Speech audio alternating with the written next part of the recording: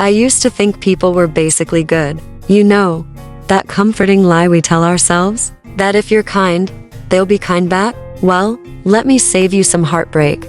People will test you. People will come right up to your calm, peaceful bubble and pop it with their mess, their drama, their opinions you never asked for.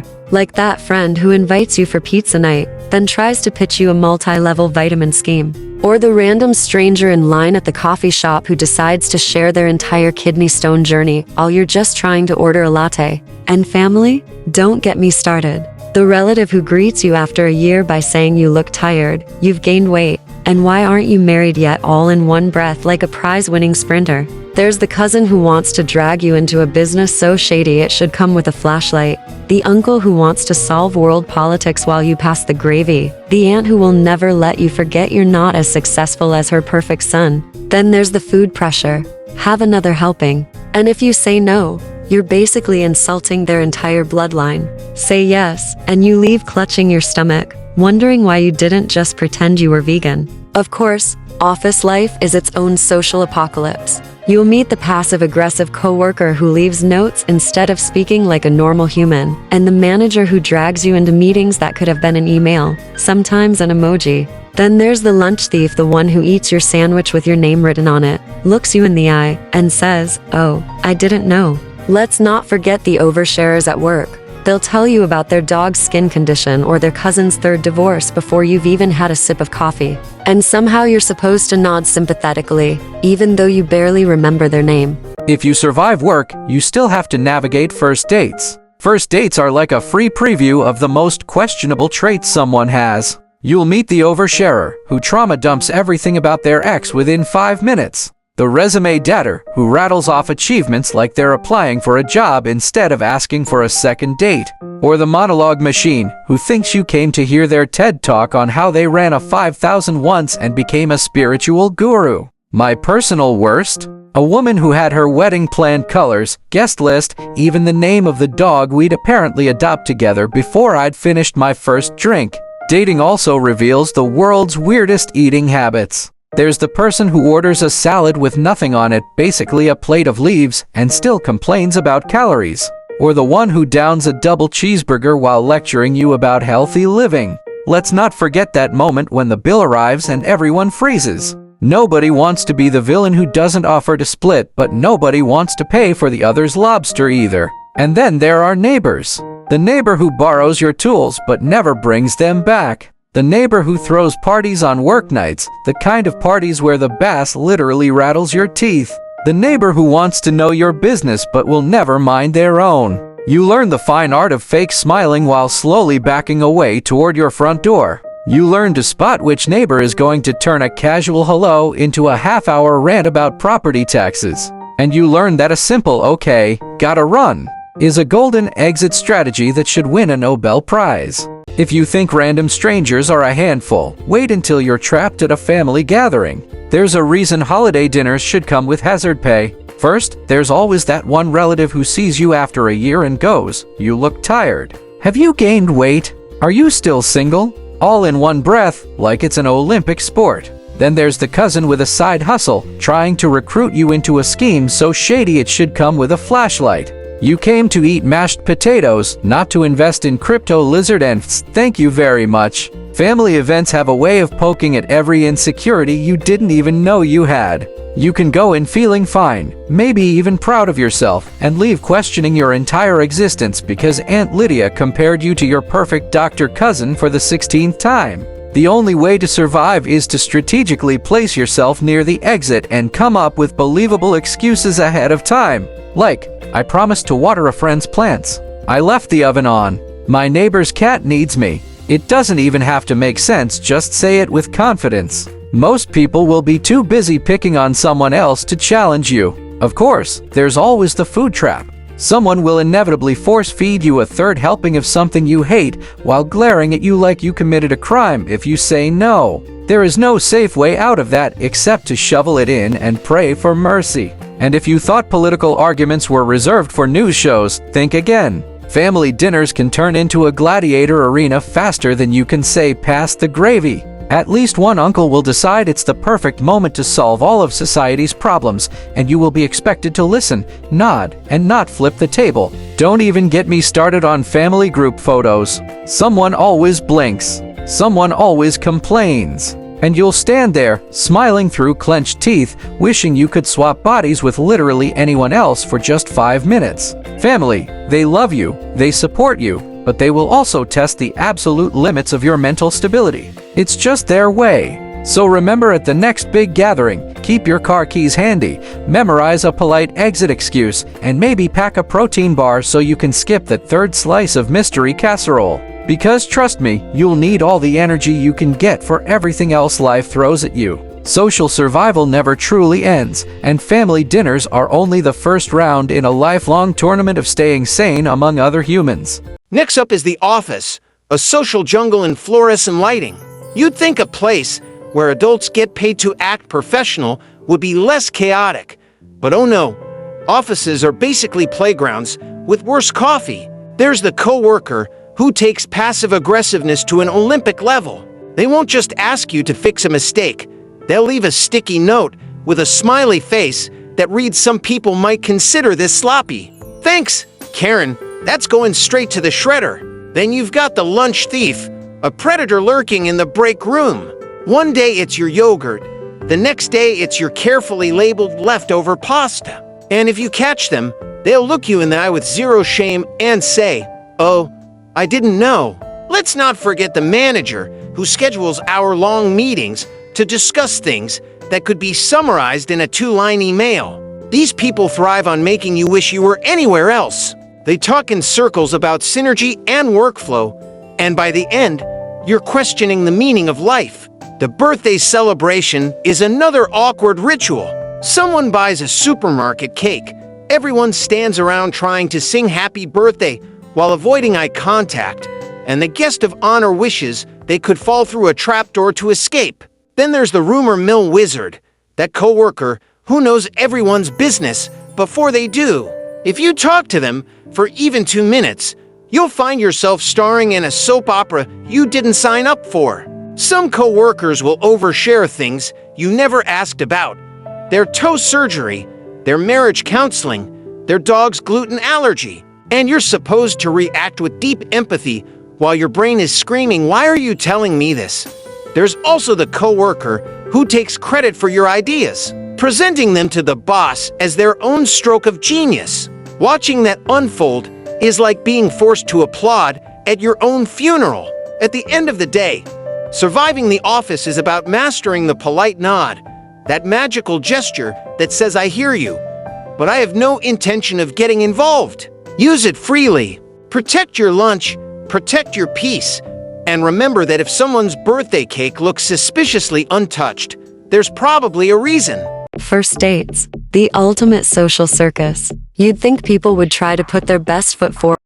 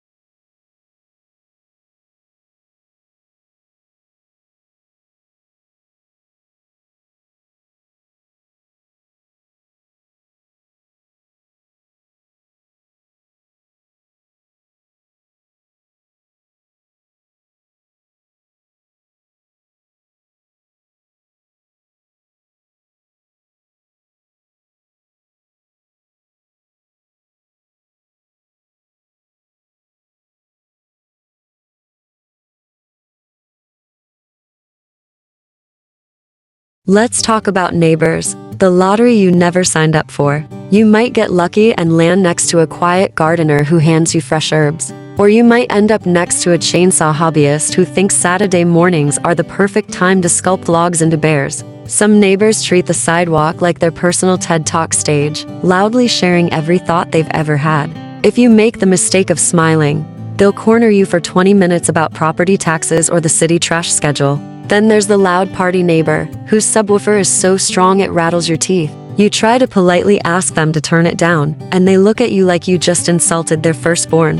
And the neighbor with the pet that barks all night. You'll learn to sleep through canine opera, but it will break you slowly, one howling hour at a time. Sometimes neighbors treat you like a free therapist. They'll spill their entire life story over the fence while you're just trying to water your plants. You'll hear about their divorces, their kids' bad grades, their bunion surgery details you cannot unhear. Then there's the neighborhood block party. These events sound wholesome until you realize they're a social minefield. Someone will overcook the hot dogs, kids will run wild with sticky hands, and at least one neighbor will demand a group dance lesson no one asked for. Surviving neighbors takes skill. You master the art of the quick wave and escape.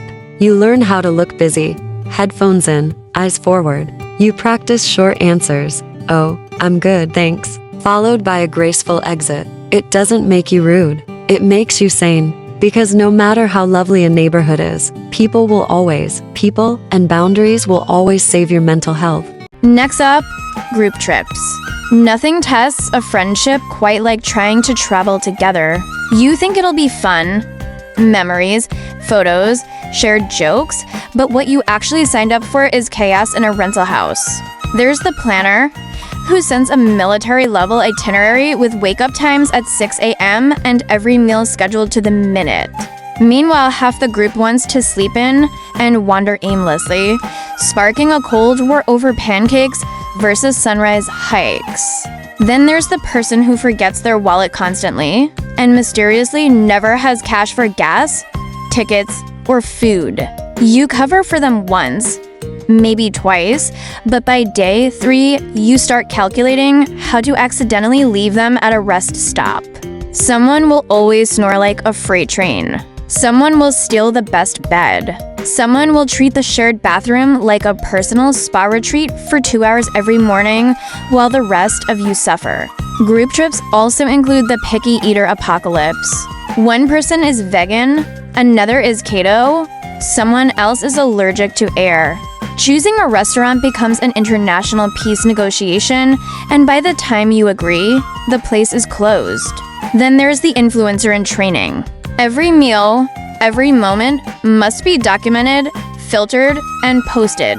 You can't even eat a fry without a ring light being shoved in your face. Despite the drama, there are golden moments. Sitting around a bonfire laughing until you can't breathe, silly group photos, late-night confessions. These flashes of happiness are what you'll remember years later, after you've mentally blocked out the snoring and the passive-aggressive fights. Group trips are a survival test. If you can come home still speaking to each other, still sharing memes, and still willing to plan another trip in the future, congratulations. You've unlocked friendship on hard mode. Let's talk about public transportation, where personal space goes to die. You step onto a crowded bus or train, and suddenly you're part of a shared breathing exercise with 50 strangers. You do a mental calculation of where to stand, how to angle your shoulders, and how to avoid eye contact so you don't accidentally invite conversation. There's always the loud talker, sharing their entire breakup story on speakerphone so the whole vehicle can experience their heartbreak. Then there's the mystery eater, whose food smells like a questionable science experiment. You will never know what it was, only that it stays in your clothes for hours. Then comes the preacher, the person who thinks your morning commute is the perfect moment to save your soul or tell you about a government conspiracy. They stand at the front, voice booming, passionately ignoring every pain face. Public transit also gives you the human-leaning post. That person who dozes off and uses your shoulder as their personal pillow, drooling gently while you debate whether to wake them or just accept your fate. Let's not forget the pole dancer. Someone will swing around the handrail like it's an Olympic routine, flinging their backpack and elbows into innocent bystanders. Even if you survive all that, there's still the seat dilemma. Sit next to a talker, stand and get jostled. You weigh these options with the precision of a military general. Public transportation is a sociology class on wheels. You'll witness random acts of kindness, breathtaking rudeness, and everything in between.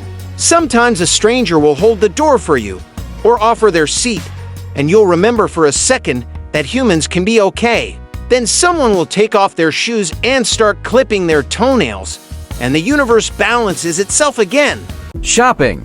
On paper, it should be simple. Get what you need, pay, leave. But the minute you walk into a crowded store, you realize people are out here living in their own sitcoms. First, there's the cart blocker, parked sideways in the aisle, lost in a deep debate about two identical pasta sauces. You try to politely say, "Excuse me," and they look at you like you asked them to surrender their firstborn. Then you have the coupon warrior. They hold up the entire line, arguing about a 20-cent discount on a product that isn't even in their cart. The manager gets called, a crowd gathers, and you age 5 years in the checkout lane. And don't get me started on the sample abusers. They circle the free sample table like sharks, hoarding so many toothpicks of cheese you'd think they were feeding a small village. Of course, there's the person who takes phone calls on speaker. They're loudly discussing their cousin's relationship drama while you're just trying to compare bread prices. Then there's the aisle reunion crew. Two people who haven't seen each other in a decade decide to catch up right in front of the frozen peas. You stand there, holding melting groceries, while they relive every moment of high school. Once you finally make it to checkout, someone in front of you will suddenly remember an item and sprint away, leaving the rest of you to wait while the cashier pretends not to be dying inside. And the parking lot, that's where the real gladiator games happen. Shopping carts left in random spots, people ignoring lines, someone honking because you dared to reverse out of your space. If you make it home in one piece, you deserve a medal, because shopping in public is proof that we are, in fact, only one bad coupon away from total chaos. Let's talk about group projects, whether it's school, work, or the random volunteer committee you foolishly joined. Group projects are basically experiments to see how quickly humans can drive each other insane. There's always one person who thinks they're the boss. They instantly start barking orders and acting like they were voted leader, even though no one actually asked them to take charge. Then there's the ghost, the one who disappears after the first meeting and reappears the night before the deadline, asking, "So what did I miss?" while you resist the urge to throw your laptop across the room. Of course, you have the perfectionist, who will spend 3 hours obsessing over fonts while the rest of you just want to hit submit and move on with your life. And the opposite of the perfectionist is the good enough person, who thinks everything looks fine, even with typos the size of a billboard. Brainstorming sessions are their own torture. One person dreams up impossible goals, another shoots down every single suggestion, and the rest sit quietly wondering if they could fake food poisoning to get out of the whole thing. Group chats explode with random memes, off-topic rants, and zero actual progress until panic hits the night before the deadline. Suddenly, everyone wants to help, but it's too late to fix the mess. In the end, you turn in something halfway decent, then swear you'll never, ever work in a group again. Until next semester, or the next work project, when you do it all over again, because apparently we never learn. Let's talk about customer service, the front lines of human interaction. Anyone who's worked a register, answered phones, or handled a help desk knows that people will test your faith in humanity on a daily basis. First, there's the coupon crusader, convinced you personally are responsible for honoring a 2004 expired coupon for 99 cents off. When you politely explain that's impossible, they act like you stole food from their children. Then you get the "I want to speak to your manager" type, eyes blazing, ready to wage war because a paper napkin was missing. You brace for a monologue that could rival a Shakespearean tragedy. Some people treat customer service workers like emotional punching bags. They show up already mad about traffic, their boss, their life, and unload every ounce of that rage on you while you stand there in your little apron, smiling through the pain. Of course, there are sweet moments too. The grandma who thanks you 10 times for helping her, the kid who counts out coins and beams with pride, the customer who sees you struggling and says you're doing great. Those tiny moments keep you going, even as someone else tries to return a half-eaten burger, demanding a refund. Working with the public teaches you patience you never thought you had. You learn to keep a poker face while hearing the wildest excuses, to repeat policies 1,000 times, to apologize for things that aren't your fault. And when you finally clock out and walk to your car, there's a quiet sense of triumph. You survived another day in the jungle, and that deserves serious respect. Family gatherings again. You'd think with all the experience humans have, these would get easier, but somehow, they never do. The same arguments, the same awkward questions, the same sense of, why did I come here? All hit you before the appetizers are even served. Someone will comment on your weight, your job, your relationship status, and maybe all three in a single breath. Someone else will ask if you remember that embarrassing childhood story, and tell it loudly, for everyone to hear. There's also the family chef, the one who gets personally offended if you don't eat a third helping of their mystery casserole. You try to refuse politely, but their eyes say, I will disown you. The kids are chaos gremlins. They run through the house screaming, smearing chocolate on the furniture, crying because another kid looked at them the wrong way. And just when you think it's over, someone suggests a group photo. Trying to gather everyone for a picture is like herding caffeinated squirrels. Someone blinks, someone turns away, someone fakes smiles through obvious rage. But when the night ends, you realize, despite the drama, there is a weird comfort in knowing these people. They might drive you insane, but they're yours. Family will challenge every bit of your patience and love, yet somehow, you leave with stories you'll retell, half laughing,